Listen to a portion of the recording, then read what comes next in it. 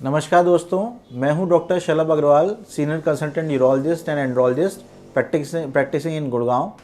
आज मैं आपसे बात करूंगा प्री मैच्योर इजैकुलेशन के बारे में। So what is pre mature ejaculation? Pre mature ejaculation is ejaculation shortly after vaginal penetration और इवन बिफोर वेजाइनल पेनिट्रेशन। अगर हम इस स्टैंडर्ड टाइम की बात करें तो किसी का टाइम अगर लेस देन 1 मिनट है उसको हम PME की तरह कैटेगराइज करते हैं। लेकिन ultimately pre mature ejaculation depend करता है कि आपके और आपके पार्टनर के सेटिस्फेक्शन पे। अगर आपकी सेक्सुअल एक्टिविटी या आपका जो टाइमिंग है वो अनसेटिस्फैक्ट्री है तो हम उसको PMA की कैटेगरी में करके उसका हम ट्रीटमेंट या उसका मैनेजमेंट कर सकते हैं। सो प्री मैच्योर इजैकुलेशन होता क्यों है? जो इजैकुलेशन है या इजैकुलेटरी टाइम है ये हमारे ब्रेन में एक सेंटर से कंट्रोल्ड होता है और जो प्री मैच्योर इजैकुलेशन है इसमें सबसे कॉमन रोल जो है वो साइकोजेनिक रोल होता है। सो ब्रेन में जो सेंटर है अगर उसकी कंडीशनिंग इस तरह की है कि नेचुरली शुरू से ही या फिर बाद में उसका जो स्टेमिना है उसका जो टाइमिंग है वो कम है तो प्री मैच्योर इजैकुलेशन हो जाता है। सो अब हम इस प्री मैच्योर इजैकुलेशन को हम कैसे मैनेज कर सकते हैं वो एक इम्पॉर्टेंट चीज़ है।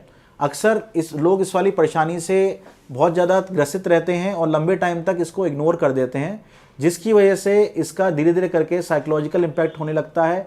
आपकी सोशल और आपकी मैरिज लाइफ पे भी इस चीज़ का इम्पैक्ट दिखने लगता है। सो ज़रूरी है कि आप इस चीज़ का टाइम रहते हुए ट्रीटमेंट करें, टाइम रहते हुए इस चीज़ का मैनेजमेंट करवाएं, जिससे ये प्रॉब्लम आपके लिए एक फ्रस्ट्रेशन का इशू नहीं बने। सो प्री मैच्योर इजैकुलेशन को ट्रीट करने के लिए कई तरह की चीज़ें हो सकती हैं, जिनमें सबसे पहले कुछ एक्सरसाइजेज हो सकती हैं जिनको हम स्टॉप स्टार्ट एक्सरसाइजेज भी कहते हैं।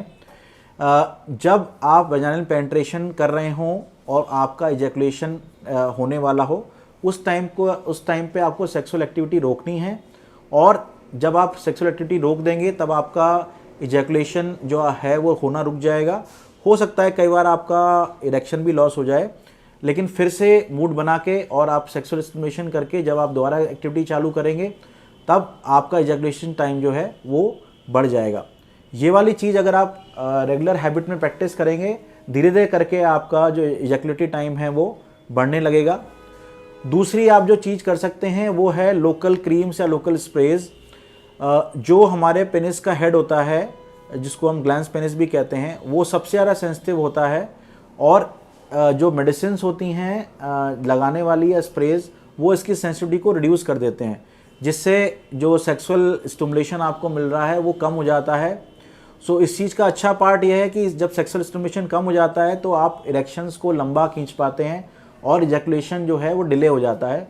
लेकिन कई बार इसका नेगेटिव पार्ट ये भी होता है कि पार्टनर को या आपको एडिक्वेट स्टिमुलेशन नहीं मिलता, जिससे मेल पार्टनर में खासतौर से इरेक्शंस हो सकता है प्रॉपर नहीं हो और फीमेल पार्टनर में वो पूरा प्रॉपर सेटिस्फेक्शन नहीं मिले।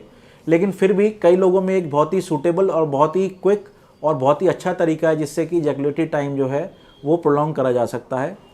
तीसरा, कई तरह की मेडिसिन्स होती हैं जिनको हम ऑन डिमांड बेसिस या फिर लॉन्ग टर्म डेली बेसिस पर हम यूज़ कर सकते हैं, अगेन जिनका बहुत इफेक्टिव रोल है प्री मैच्योर इजैकुलेशन को रिड्यूस करने में और इजैकुलेटरी टाइम को बढ़ाने में। बट ये सारी मेडिसिन जो हैं ये आपको डॉक्टरी राय किसी यूरोलॉजिस्ट को या एंड्रोलॉजिस्ट को दिखवा के उनसे समझ के उनसे बात करके ही चालू करनी चाहिए, क्योंकि इनके कई तरह के साइड इफ़ेक्ट्स हो सकते हैं और आपके लिए कौन सी डोजिंग कितने टाइम एडिक्वेट रहेगी ये डॉक्टर ही डिसाइड कर सकते हैं। सो दोस्तों, प्री मैच्योर इजैकुलेशन जो है ये एक ऐसी कंडीशन है जो ट्रीटेबल है, इसलिए इसका टाइम रहते इसका उपचार और इसका मैनेजमेंट ज़रूर कराएं। इसके बारे में कोई भी क्वेरी हो तो आप हमें नीचे कमेंट बॉक्स में लिखें। वीडियो देखने के लिए थैंक यू, धन्यवाद।